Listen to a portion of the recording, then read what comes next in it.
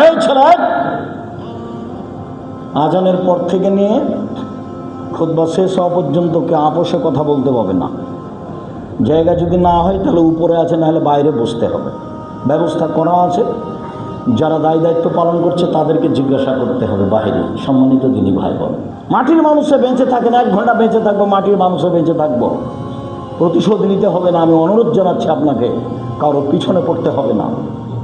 প্রতিশোধ না নিয়ে, পিছনে না পড়ে বেঁচে থাকা যায়, সম্ভব। সম্মানিত দিনী ভাই, ক্ষমতা দেখাবেন না, আমার অনুরোধ। দলীয় দাপট দেখাবেন না। দলীয় দাপট টিকে না, আপনি তার প্রমাণ, আপনার চোখের সামনে তা প্রমাণ। রাসূল সাল্লাল্লাহু আলাইহি ওয়াসাল্লাম বলছেন যে দাওয়াতুল মাজলুমে মুস্তাজাবাতুন ওয়ালাউ কানা কাফিরান। মাজলুমের দোয়া কবুল হবে, হিন্দু হলেও, কাফের হলেও নিয়ে নেবে। ও দুনিয়াতেও বলেছে আল্লাহকে যে আমার প্রতি জুলুম করেছে, তখন আল্লাহ শুনবে, আপনাকে বিপদে ফেলে দেবে। একবার বলছেন দাওয়াতুল মাজলুমে মুস্তাজাবাতুন ওয়ালাউ কানা ফাজিরান। বদ যদি হয়, শয়তান যদি হয়, এরপরেই যদি ও মাজলুম হয়, তার প্রতি আপনি জুলুম করেন, ও যদি আল্লাহকে বলে তাহলে কথা কবুল হয়ে যাবে। 3 শ্রেণীর মানুষের দোয়া কবুল হয়: 1 মুসাফির, 2 বাপ মা, 3 মাজলুম।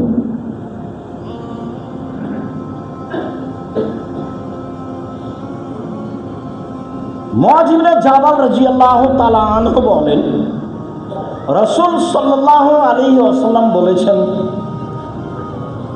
মা মিন মুসলিমিন ইয়াবিতু আলা যিকরিন তাহিরান ফায়াতাহাররা মিনাল লাইল। যে কোনো মুসলিম পুরুষ নারী রাতে দোয়া পড়ে শয়,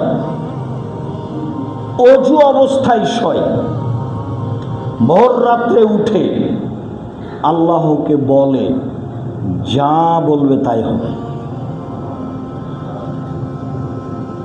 দোয়া কবুলের সময় বা দোয়া কবুলের অবস্থায় আমরা চলে আসলাম। মুআয ইবনে জাবাল রাদিয়াল্লাহু তাআলা আনহু বলেন, রাসূল সাল্লাল্লাহু আলাইহি সাল্লাম বলেছেন, মানুষ যদি দোয়া পড়ে শয়, দোয়া অনেক আছে, যেটা ছোট সেটা তো পারবেন অন্তত, আল্লাহুম্মা বিসমিকা আমুতু ওয়া আহইয়া। এমনি ঘুমিয়ে যান কেন? এমনি ঘুমিয়ে যাবেন কেন? এই অভ্যাস কেন? এটা আপনার কেন? আপনার স্ত্রীর কেন? ছেলেমেয়ের কেন? কি করেন বাড়িতে 24 ঘন্টা? স্ত্রী দোয়া পড়ে শয় না কেন? ছেলে মেয়ে দোয়া পড়ে শয় না কেন? বলেন বারবার, মুখখান বন্ধ করে রাখেন কেন?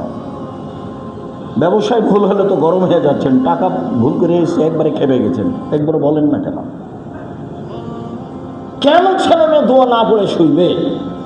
দোয়া পড়ে শুয়েছে, অজু করে শুয়েছে, তারপর ভোর রাতে উঠেছে, এখন আল্লাহকে বলছে আসআলুল্লাহ খায়রান, আল্লাহর কাছে কিছু চাচ্ছে, আল্লাহ তাকে দিবেনি। জাবের রাদিয়াল্লাহু তাআলা আনহু বলেন, রাসূল সাল্লাল্লাহু আলাইহি সাল্লাম বলেছেন, ইন্না ফিল লাইলি লাসাতান লা ইউফিকুহা আবদুল মুসলিম আর রাজুলুল মুসলিম। রাতে একটা সময় রয়েছে, রাতে একটা সময় রয়েছে।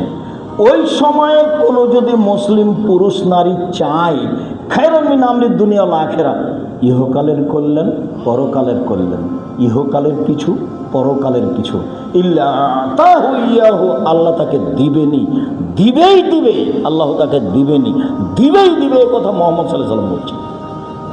আমার আপনার করার কি আছে? তাহলে সেই সময়টা ধরার জন্য চেষ্টা করতে হবে। আপনাকে লম্বা সময় থেকে বলে আসছি 10টায় ঘুমিয়ে যাবেন, যে কোনো মূল্যে চেষ্টা করেন।